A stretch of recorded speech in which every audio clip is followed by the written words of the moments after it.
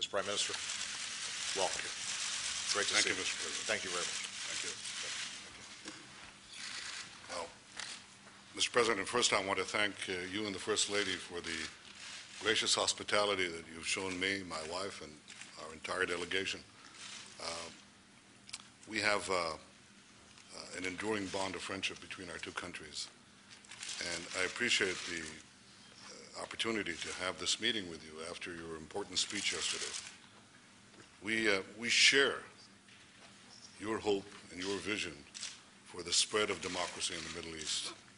I appreciate the fact that you reaffirmed once again now and in our conversation and in actual deed the commitment to Israel's security.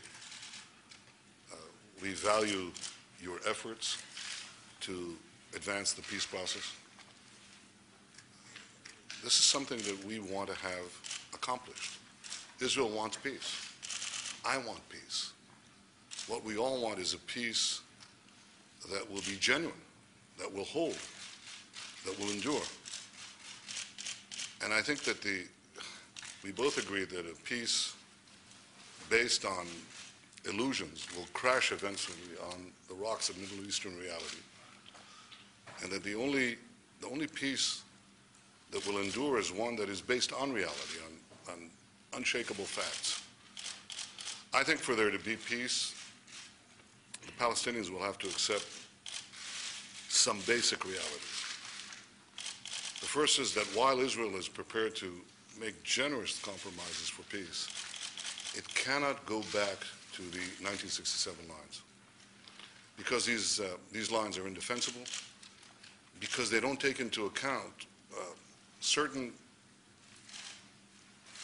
changes that have taken place on the ground, demographic changes that have taken place over the last 44 years.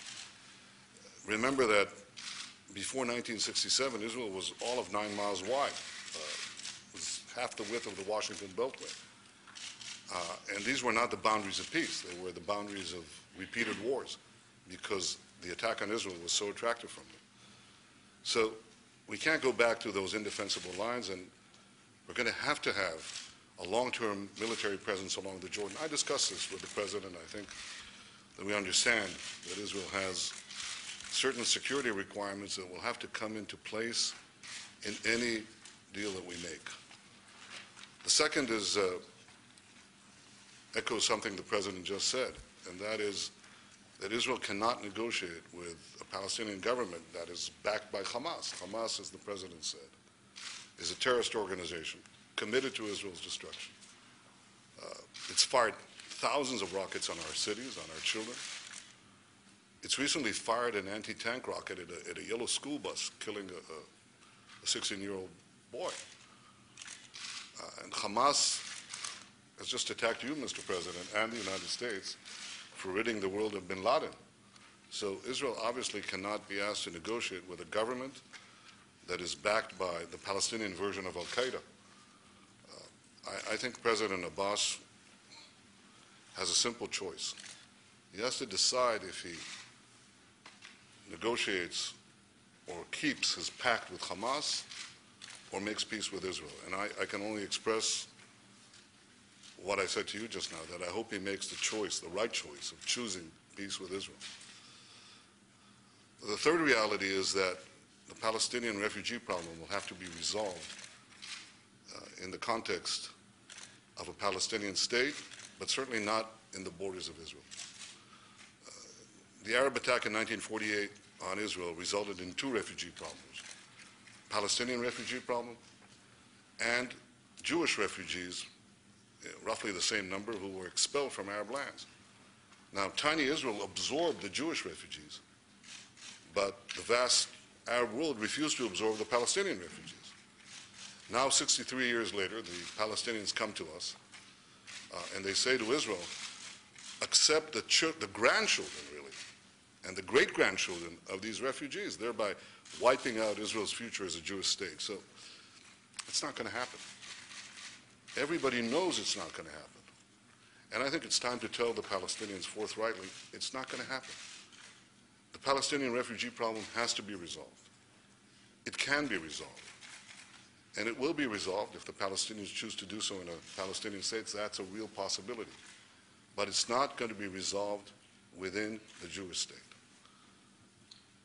The President and I discussed all these issues, and I think we may have differences here and there, but I think there's an overall direction that we wish to work together to pursue a real, genuine peace between Israel and its Palestinian neighbors, a peace that is defensible. Mr. President, you're the leader of a great people, the American people, and I'm the leader of a much smaller people. A great people. It's a great people, too. It's the ancient nation of Israel. And you know, we've been around for almost 4,000 years. We've experienced struggle and suffering like no other people. We've gone through expulsions and pogroms and massacres and the murder of millions. But I can say that even at the nadir of the valley of death, we never lost hope and we never lost our dream of reestablishing a sovereign state in our ancient homeland, the land of Israel. And now it falls on my shoulders as the Prime Minister of Israel at a time of extraordinary instability and uncertainty in the Middle East to work with you to fashion a peace that will ensure Israel's security and will not jeopardize its survival. I take this responsibility with pride, but with great humility, because, as I told you in our conversation, we don't have a lot of margin for error. And because, Mr. President,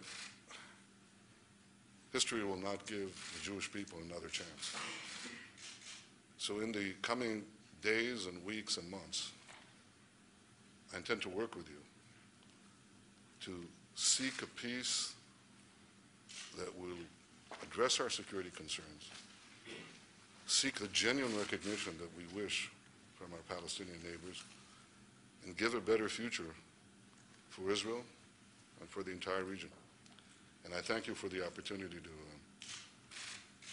exchange our views and to work together for this common end. Thank you, Mr. President. Thank you. Thank you very much, guys. If you want to